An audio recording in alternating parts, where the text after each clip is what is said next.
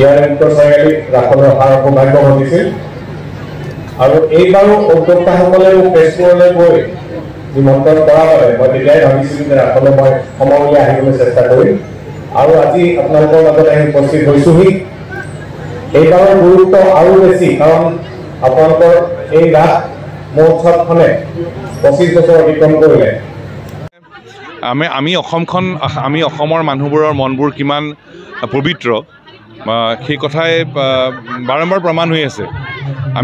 আমি হাজোৰ হয়গ্ৰীৱ মাধৱ আমি পোৱামক্কাৰ কথা জানো।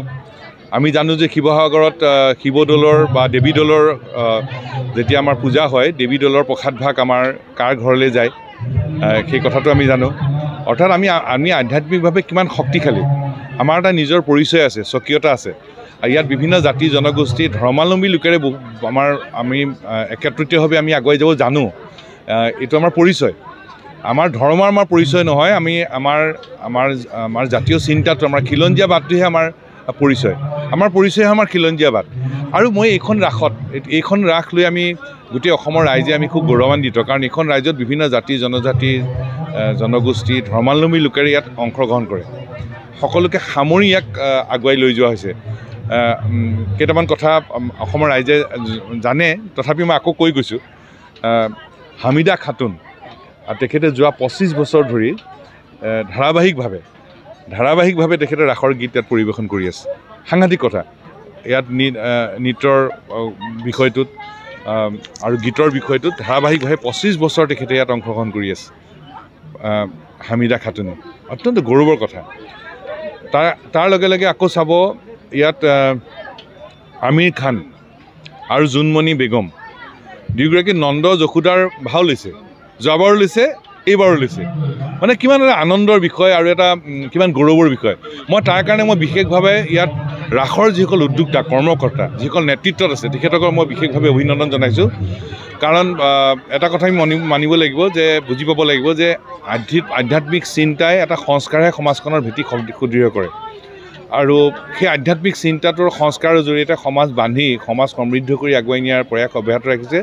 গতিকে ৰাসৰ কৰ্মকৰ্তাসকলৰ এই চিন্তাক, এই শক্তিশালী চিন্তাক, বলিষ্ঠ চিন্তাক আমি আন্তৰিক অভিনন্দন জনাইছোঁ। আৰু সমগ্ৰ অসমৰ কাৰণে এটা অনুকৰণীয় ব্যৱস্থা।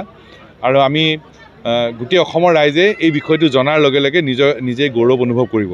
সঁচাকৈ বৰ ইতিবাচক চিন্তা, বৰ জাতীয় জীৱনক, আমাৰ সমাজখনক বল দিয়াৰ এটা চিন্তা। কৈ থাকিলে ওৰ নপৰিব। খুব আনন্দৰ কথা, খুব গৌৰৱৰ কথা। চাওক, এই ৰাসখনে 25 বছৰ গৰকিলে আৰু 25 বছৰ গৰকা এই ৰাস উৎসৱত জড়িত হ'বলৈ পাই মই নিজে গৌৰৱ অনুভৱ কৰিছোঁ।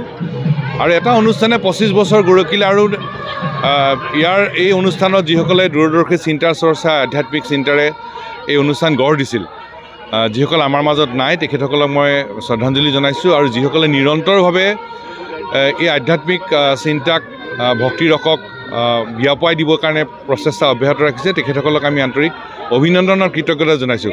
কাৰণ এটা অনুষ্ঠান 25 বছৰ আগুৱাই নিয়াটো সহজ কথা নহয়। আৰু ইয়াত ভক্তিৰসৰ বিয়পাই দিবলৈতো প্ৰয়াস অব্যাহত ৰাখিছেই, কিন্তু তাৰ আঁৰত ইয়াত স্থানীয়ভাৱে কাৰিকৰী দিশত সাংঘাতিক ধৰণৰ শক্তিশালী ব্যৱস্থা লোৱা হৈছে। আৰু সেই ব্যৱস্থাৰ কথা মই মুকলিকৈ কোৱাটো উচিত নহয়, কিন্তু দেখা পাই অতি অভিভূত।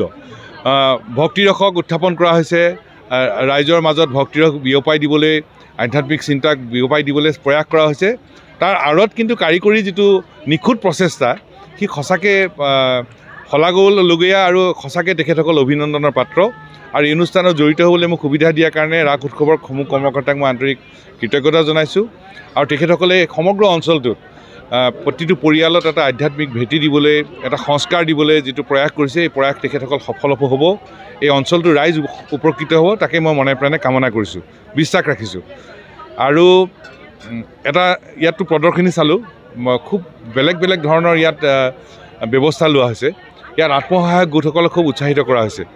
ইয়াত আমাৰ যিসকল থলুৱা লোকে আত্মসংস্থাপনৰ পথ লৈছে, মৰ্যাদা সহকাৰে জীয়াই থকাৰ পথৰ উপায় লৈছে, তেখেতসকলক ইয়াত স্থান দিয়া হৈছে। শিপিনীসকলক ইয়াত স্থান দিয়া হৈছে। আৰু ছাত্ৰ ছাত্ৰীৰ কাৰণে এটা বিজ্ঞান কেন্দ্ৰ এটা ঠিক কৰা হৈছে।